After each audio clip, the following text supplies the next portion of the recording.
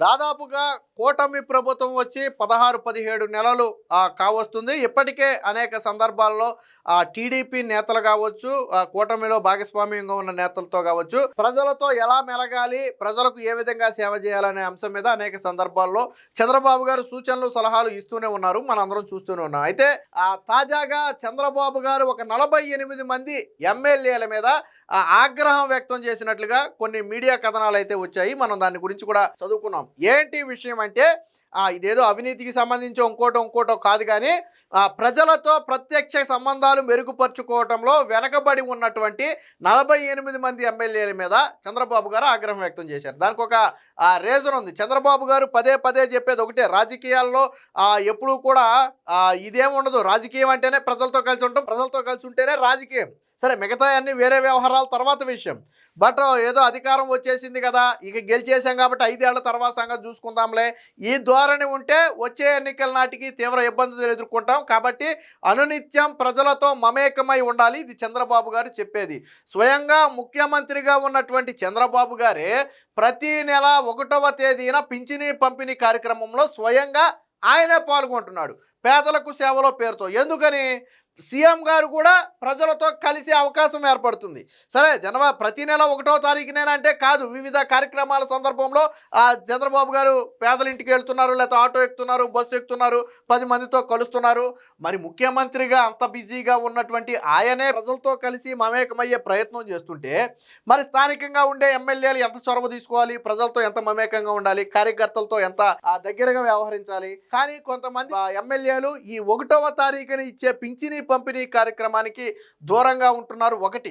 రెండోది, అలాగే ప్రతి నెల 1వ తేదీన సీఎంఆర్ఎఫ్ చెక్కుల పంపిణీ కూడా జరుగుతుంది. అంటే ఆయా నియోజకవర్గ సమస్యల మీద ఏదైతే ఆరోగ్య సమస్యలు ఉన్నాయో దానికి సంబంధించి సీఎంఆర్ఎఫ్కి అప్లై చేస్తే ఆ ఎమ్మెల్యేలకు చెక్కులు కూడా వస్తాయి. సో వాటిని ప్రతి నెల 1వ తేదీన అందరి సమక్షంలో వాళ్ళకి చెక్కులు కూడా పంపిణీ చేయాలి. సో ఇది కూడా ప్రజలతో ప్రత్యక్షంగా కలిసి ఉండటమే.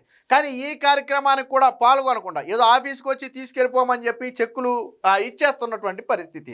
సో దీని మీద చంద్రబాబు గారు అయితే ఆగ్రహం వ్యక్తం చేశారు. ఎవరైతే ఇటీవల కాలంలో ఈ కార్యక్రమాల్లో పాల్గొనటం లేదో ఆ 48 మంది ఎమ్మెల్యేలకు నోటీసులు ఇచ్చి వివరణ కూడా తీసుకోవాలన్నారు. రెండోది ఇంకోటి కూడా చెప్పారు, ఎవరైతే ప్రజలకు దూరంగా ఉంటారో అటువంటి వారిని ఎట్టి పరిస్థితుల్లో ఉపేక్షించము, కఠిన చర్యలు తీసుకుంటాం, అవసరమైతే వచ్చే ఎన్నికల నాటికి వాళ్ళని దూరంగా పెడతాం. ఎందుకంటే ప్రజలతో కలిసి పనిచేసే నాయకుడు కావాలి, కానీ గెలిచిన తర్వాత 5 ఏళ్ల పాటు ప్రజల కంటికి కనపడకుండా, ప్రజలతో మమేకం కాకుండా, లేదు ఎన్నికల టయానికి నేను మళ్ళీ బయటకు వస్తానంటే అలాంటి నాయకులు వద్దు. చంద్రబాబు గారు చెప్పేది కూడా అదే.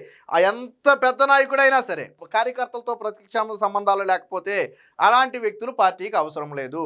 ముక్త కంఠంతో మరొక మారు మాట్లాడాల్సిన అవసరం లేకుండా చంద్రబాబు గారు గట్టి ఆజ్ఞలు ఇవ్వడం జరిగింది. దీనికి సంబంధించిన వార్త కూడా వచ్చింది, ఒకసారి చూద్దాం. ఆ 48 మంది ఎమ్మెల్యేలకు నోటీసులు ఇవ్వండి, కార్యకర్తలకు బీమా లేఖలు ఇవ్వని వారి వివరాలు సేకరించండి. పార్టీ కార్యాలయ సిబ్బందికి సీఎం చంద్రబాబు ఆదేశం. కొందరు ఎమ్మెల్యేల తీరుపై ఆగ్రహం. పింఛన్లు, సీఎంఆర్ఎఫ్ చెక్కుల పంపిణీల్లో పాల్గొనాల్సిందేనని స్పష్టీకరణ. కార్యకర్తలకు ఏదైతే బీమా లేఖలు ఉన్నాయో వాటిని ఇంకా చాలామంది ఎమ్మెల్యేలు అయితే ఇవ్వలేదు. సో ఈ విషయం మీద కూడా చంద్రబాబు గారు కొంచెం సీరియస్గానే ఉన్నట్టుగా తెలుస్తుంది.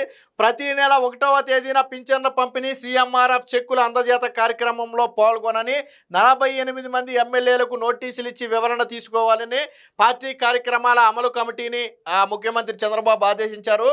ఎన్నిసార్లు చెప్పినా కొందరు తీరు మార్చుకోకపోవడం, ప్రజలతో మమేకమయ్యేందుకు అవకాశం ఉన్న కార్యక్రమాలకు దూరంగా ఉండడంపై ఆయన తీవ్ర ఆగ్రహం వ్యక్తం చేశారు. ఈ కార్యక్రమాల్లో ఇకపై ఎవరైనా పాల్గొనకపోతే వెంటనే తన దృష్టికి తీసుకురావాలని, అలాంటి ఎమ్మెల్యేలపై చర్యలకు కూడా వెనకాడబోమని చంద్రబాబు స్పష్టం చేశారు. మంగళగిరిలోని పార్టీ కేంద్ర కార్యాలయంలో వివిధ విభాగాలతో ఆయన సమీక్ష నిర్వహించారు. ఈ సందర్భంగా పార్టీ కార్యక్రమాల నిర్వహణ, ప్రజా సమస్యల పరిష్కారం, నాయకుల బాధ్యతలపై స్పష్టమైన మార్గదర్శకాలను అయితే జారీ చేయడం జరిగింది. ముఖ్యంగా పింఛన్లు, సీఎంఆర్ఎఫ్ చెక్కులు, కార్యకర్తల కుటుంబాలకు బీమా సొమ్ము పంపిణీ కార్యక్రమాల్లో మంత్రులు, ఎమ్మెల్యేలు, ఇతర ప్రతినిధులు తప్పనిసరిగా పాల్గొనాలి. ఎవరైనా ఆ కార్యకర్త కన్నా చనిపోతే బీమా ఇన్సూరెన్స్ రూపంలో బీమా కూడా వస్తుంది.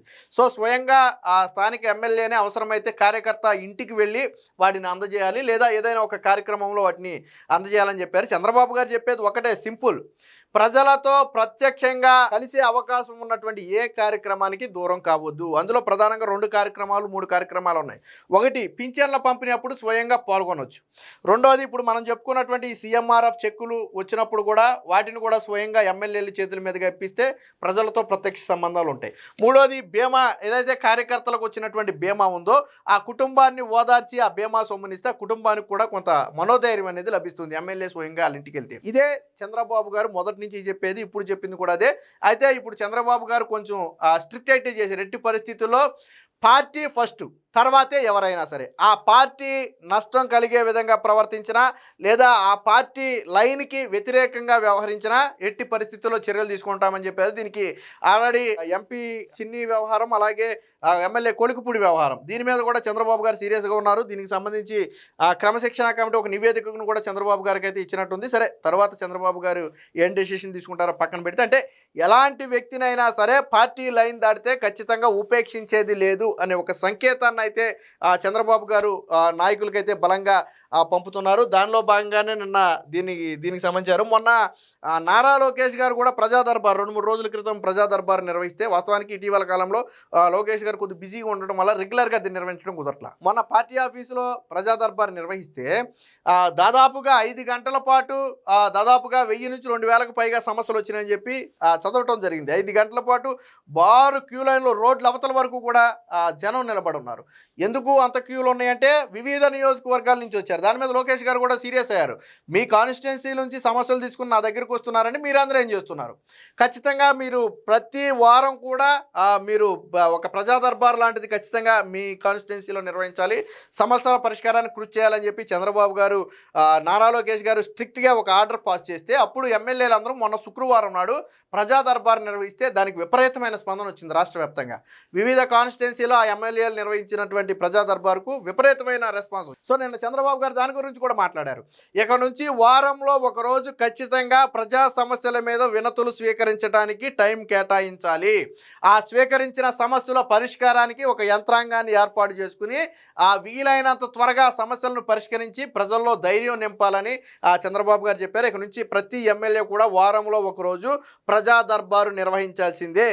స్థానికంగా ఉన్నటువంటి ప్రజల సమస్యలు కావచ్చు, కార్యకర్తల సమస్యలు కావచ్చు తీర్చాల్సిందే. అదేవిధంగా కార్యకర్తలతో కూడా ప్రత్యక్ష సంబంధాల కోసం ఎప్పటికప్పుడు వారితో మాట్లాడుతూ వారి సూచనలు సలహాలు తీసుకుని ప్రతి కార్యక్రమానికి కార్యకర్తలను కూడా ఇన్వాల్వ్ చేస్తూ కార్యకర్త ఇంపార్టెన్స్ను కూడా పెంచాలని నేను చంద్రబాబు గారు అయితే చెప్పడం జరిగింది. ఏది ఏమైనా మొత్తంగా 48 మందికి నోటీసులు ఇవ్వండి అని చంద్రబాబు గారు తీసుకున్నటువంటి నిర్ణయం ఖచ్చితంగా ఒక సంచలన నిర్ణయం లాంటిది. ఎందుకంటే చంద్రబాబు గారు ఎంతో దూకుడుగా ప్రవర్తించడం అనేది ఇటీవల కాలంలో, సాధారణంగా చంద్రబాబు గారికి ఓపిక ఎక్కువ, ఆయన పదే చెప్పి చూసే ప్రయత్నం చేస్తారు కానీ అంత తొందరగా చర్యలకు ఉపక్రమించరు. బట్ చంద్రబాబు గారు పందా కూడా మారింది. పార్టీకి నష్టం జరిగే ఏ వ్యక్తిని కూడా ఉపేక్షించాల్సిన అవసరం లేదని ఆయన భావిస్తున్నట్టుగా తెలుస్తుంది. అందుకనే 48 మంది ఎమ్మెల్యేలకు నోటీసులు ఇవ్వడం అంటే ఆషామాషి వ్యవహారం కాదు, చిన్న విషయం అంతకంటే కాదు. సో ఇది పార్టీలో మిగిలిన నేతలందరికీ ఒక బలమైన సంకేతాన్ని పంపుతుంది. ఎస్, చంద్రబాబు గారు దేనిని ఉపేక్షించే పరిస్థితుల్లో లేరు. నేను పెద్ద నాయకుడిని, నేను సీనియర్ నాయకుడిగా ఉన్నాను, లేకపోతే నేను ఇన్నేళ్ళు రాజకీయాల్లో ఉన్నాను, నేను చంద్రబాబు గారికి వెన్నుదండుగా ఉన్నాను, ఇవేవీ కుదరదు. ఇక నుంచి చంద్రబాబు గారి లక్ష్యం ఒకటే, ప్రజలతో దగ్గరగా ఉండాలి, ప్రజా సమస్యల మీద అనునిత్యం అందుబాటులో ఉండి వాటిని పరిష్కరించే ప్రయత్నం చేయాలి. దానికి ఏమాత్రం ఇది పార్టీ లైను, దీన్ని కాదన్న ఏ వ్యక్తిని కూడా ఉపేక్షించే అవకాశం లేదని ఒక స్ట్రాంగ్ మెసేజ్ని అయితే మొత్తం ఎంత పార్టీ నాయకులందరికీ కూడా పంపినట్టయింది. కార్యకర్తలు కూడా హ్యాపీ. ఎప్పుడైతే చంద్రబాబు గారు ఇలాగా కఠిన నిర్ణయం తీసుకోవడం, కార్యకర్తలను కలవాలని చెప్పడం, అలాగే ప్రజా సమస్యలు వినతులు స్వీకరించాలని చెప్పడం, ఇవన్నీ కూడా చంద్రబాబు గారు డెసిషన్స్. వీటిని కార్యకర్తలు కూడా స్వాగతిస్తున్నారు. ఎందుకంటే పాపం 5 ఏళ్ల పాటు ప్రతిపక్షంలో ఉన్న సమయంలో కేసులు పెట్టించుకుని దాడులు చేయించుకుని చివరికి కొంతమంది ప్రాణాలు కూడా కోల్పోయి పార్టీని కాపాడుకుంటూ వచ్చారు. సో అలాంటి వారిని నిర్లక్ష్యం చేయడం అనేది ఖచ్చితంగా తప్పే. ఏ ఎమ్మెల్యే చివరి 6 నెలలు చూడండి, ఎమ్మెల్యేలు అందరూ కార్యకర్తలు అని చెప్పి తప్పించేస్తారు. నిద్రలో కూడా కార్యకర్తలు అంటారు. చివరి 6 నెలల్లోనే ఎందుకు పొంకు వస్తుందా ప్రేమ?